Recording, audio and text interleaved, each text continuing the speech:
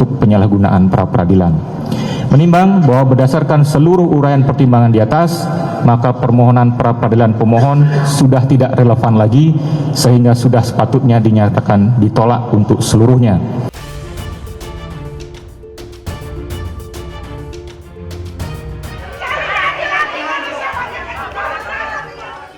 Ruang sidang berubah riuh oleh teriakan ibu-ibu pendukung Roy Suryo usai hakim membacakan putusan pra-peradilan. Kekecewaan pun ditumpahkan pendukung Roy Suryo. Hakim Tunggal Sidang Pra-peradilan Roy Suryo Iketut Darpawan memutuskan menolak seluruh permohonan pra-peradilan kedua Roy Suryo. Hakim menilai Roy Suryo sengaja memecah satu persatu dan menyalahgunakan pra-peradilan dengan tujuan menunda pokok perkara. Dengan demikian penetapan status tersangka Roy Suryo sah. Hakim Tunggal Iketut Darpawan menilai putusan pra-peradilan sebelumnya yang mengabulkan sebagian gugatan terkait penangkapan, penggeledahan dan penahanan tidak mempengaruhi pokok perkara. Nah, bagi saya menyerahkan sepenuhnya. Langkah selanjutnya pada para kuasa hukum saya. Mas Refli, Mas Abdul Ghafur Sangaji, Bu Soraya, Mas Tristan, kemudian Pak Yasena dan lain sebagainya. Ya, saya menyerahkan sepenuhnya. Apakah kemudian mau lanjut dengan pra-peradilan yang keempat? Karena apa? Karena pra-peradilan yang ketiga sudah kami daftarkan. Permohonan kliennya ditolak, kuasa hukum Roy Suryo Refli Harun menyatakan siap masuk ke pokok perkara. Kita hormati putusan ini dan tentu kalau ditanyakan pada Mas Roy apakah Mas Roy siap untuk pokok perkara, at any time kita siap. Ya, ini adalah the lawyer's way untuk mencari jalan agar kemudian Mas Roy ringan, ya, kemudian ringan langkahnya ketika harus berhadapan dengan pokok perkara. Roy Suryo juga sudah mendaftarkan gugatan pra-peradilan ketiganya yang meminta ganti rugi dan rehabilitasi ke Polda Metro Jaya atas penangkapan, penahanan, serta penggeledahan yang dinyatakan tidak sah dalam penanganan kasus dugaan fitnah ijazah Jokowi. Sidang pra-peradilan ketiga rencananya digelar pada 28 Juli. Tak berhenti, Roy Suryo berniat mengajukan gugatan pra-peradilan keempat. Dari Jakarta, Tim Liputan iNews melaporkan.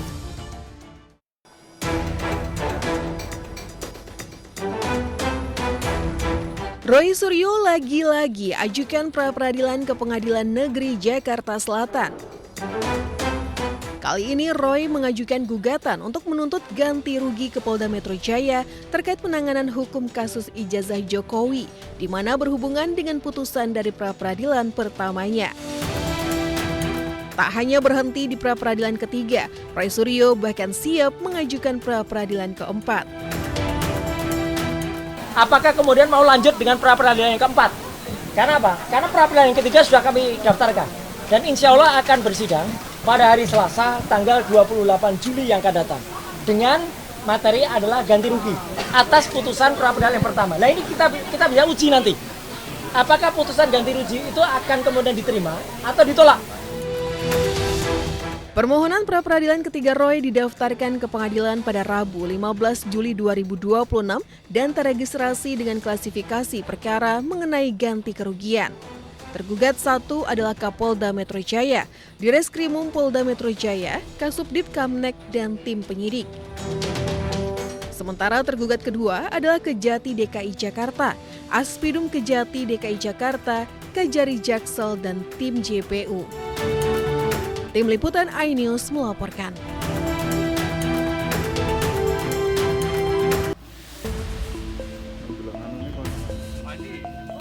Andi Aswan, Ketua Umum Relawan Militan Gibran Nusantara menyambut sejumlah teman semasa kuliah di UGM Joko Widodo. Senin pagi, 8 orang teman-teman seangkatan Fakultas Kehutanan termasuk Mulyono diundang untuk menemui Joko Widodo di rumahnya di Sumber, Solo, Jawa Tengah. Reuni kecil ini sekaligus persiapan sebelum mereka hadir di sidang fitnah ijazah dengan tersangka Roy Suryo dan Dr. Tifa. Reuni Pak. Ada temannya senang ya Pak ya? Ya, mempersiapkan diri dan rekan-rekan saya seangkatan. 15 teman masa kuliah Jokowi mengkonfirmasi akan hadir dan menjadi saksi di persidangan dugaan fitnah ijazah. Dari Solo, Jawa Tengah, Septiantoro, iNews melaporkan.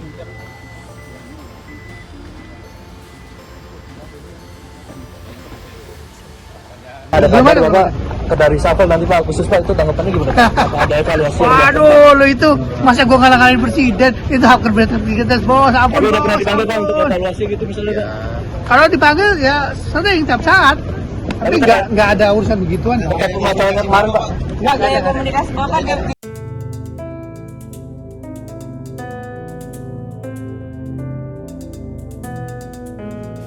Aparat Reskrim Polres Metro Jakarta Pusat masih melakukan penyelidikan mendalam terkait dugaan aksi penculikan yang dialami seorang atlet golf, Jesslyn Wijaya.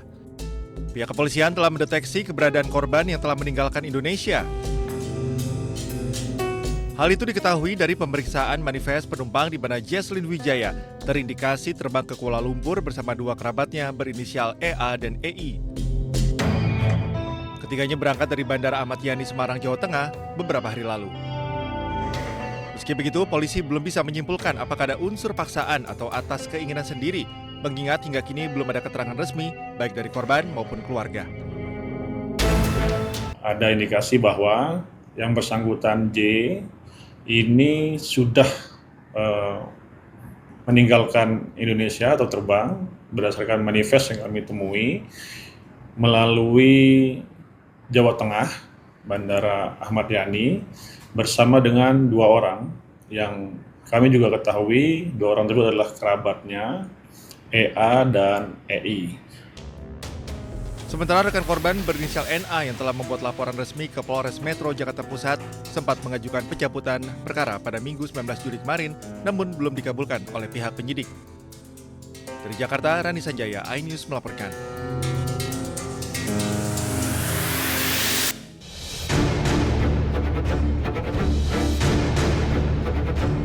Kabar mengejutkan datang dari dunia olahraga golf tanah air. Seorang atlet putri, Jesslyn Wijaya, diduga diculik saat menghadiri perayaan ulang tahun sang nenek di restoran kawasan Mangga Besar, Sawah Besar, Jakarta Pusat 13 Juli lalu. Polres Metro Jakarta Pusat masih menyelidiki dugaan penculikan ini. Sejumlah saksi telah diperiksa dan rekaman CCTV lokasi tengah diperiksa untuk mengidentifikasi para pelaku.